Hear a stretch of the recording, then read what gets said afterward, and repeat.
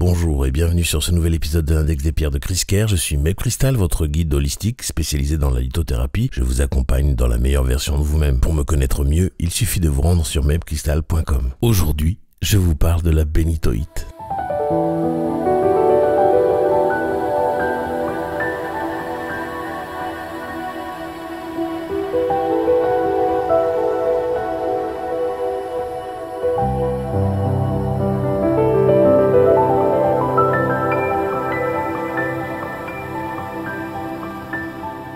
La formule de la bénitoïte est BaTi-Si3O9, ce qui signifie qu'elle est composée de barium, Ba, de titane, Ti, et de silicate, SiO. Elle cristallise dans le système hexagonal et sa dureté se situe entre 6 et 6,5 sur l'échelle de Mohs. Elle appartient au groupe éponyme de la bénitoïte. On l'a longtemps confondue avec le saphir avant que son identité minéralogique unique ne soit confirmée grâce à la microscopie. Le nom de bénitoïte vient du comté de San Benito en Californie où elle fut découverte pour la première fois. Et c'est d'ailleurs quasiment le seul endroit où l'on en trouve toujours. La bénitoïte existe en plusieurs teintes, principalement de bleu profond au bleu clair, mais aussi rose, blanc ou même violette selon les inclusions et les conditions de la formation. La bénitoïte est un cristal à vibration extrêmement élevée. Elle est réputée pour apporter légèreté, joie et clarté intérieure. Elle aide à se sentir au bon endroit, au bon moment, en phase avec sa mission d'âme. Cette pierre soutient la conscience de soi et révèle la beauté intérieure ainsi que celle des autres. Elle libère l'énergie stagnante qui alourdit l'esprit et le corps en dissipant les blocages émotionnels. D'ailleurs, sur le plan émotionnel, la bénitoïte est une alliée précieuse pour surmonter la mélancolie et l'ennui psychologique. Elle clarifie l'esprit, chasse les pensées pesantes et dissout les entraves émotionnelles qui freinent l'élan vital. Sa présence favorise la flexibilité mentale et la spontanéité permettant de retrouver l'envie de vivre pleinement. La bénitoïte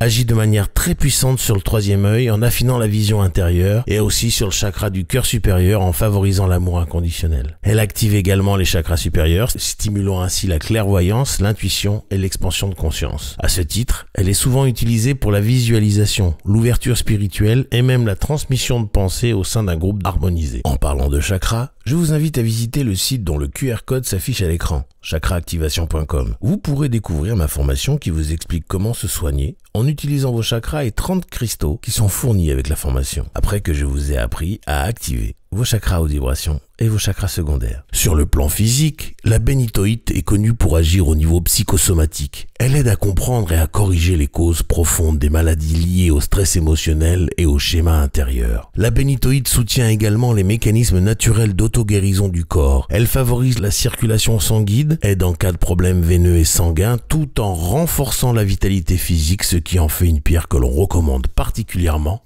aux danseurs et aux athlètes. Spirituellement, la bénitoïte est une pierre qui facilite l'accès aux archives akashiques, révélant les mémoires de l'âme et des leçons des vies passées. Elle aide à l'élévation vibratoire. En méditation, elle peut être utilisée pour voyager dans les plans subtils, favoriser l'astral conscient et même établir un contact avec des intelligences supérieures ou des guides spirituels. En astrologie, la bénitoïte est la pierre de naissance spécifique des natifs qui ont leur soleil en poisson au 19e degré, c'est-à-dire en général qu'ils sont nés entre le 8 et le 10 mars. Pour eux, elle amplifie la synthèse des informations et les transforme en compréhension profonde tout en ouvrant un accès privilégié aux archives akashiques. La bénitoïte se nettoie et recharge plus facilement comme tous les cristaux sur un disque de sélénite. Évitez l'exposition prolongée au soleil qui pourrait altérer sa couleur, mais vous le savez, les pierres ne vivent pas toutes dans des caves, donc la durée au soleil est importante. Vous pouvez la mettre 1 heure au soleil, 2 heures, mais jamais la laisser en pleine journée, en plein soleil. Voilà, vous verrez, elle perdra de son éclat. En résumé, la bénitoïte est une pierre rare d'une vibration exceptionnelle. Elle éclaire les zones d'ombre, soutient la guérison émotionnelle et psychosomatique, renforce la circulation énergétique et physique, tout en ouvrant l'accès aux dimensions supérieures de la conscience. C'est une pierre de lumière qui accompagne les âmes sensibles et les explorateurs de l'invisible dans leur chemin d'évolution. Je vous invite à laisser un commentaire ou à écrire un email à podcast@mebcrystal.com pour poser vos questions ou témoigner de votre expérience avec cette bénitoïte. Je vous invite à vous abonner, liker et partager ce podcast au maximum à ceux qui le méritent autour de vous pour que le savoir sur les bienfaits des pierres se développe au mieux, le plus rapidement possible. Je vous en remercie d'avance. Je vous affiche tous mes sites en commençant par mebcrystal.com où vous pouvez tout savoir sur les soins énergétiques et holistiques, la lithothérapie et aussi prendre rendez-vous avec moi pour un soin. La boutique chriskerr.com pour vous équiper de tout ce dont vous avez besoin pour faire vos rituels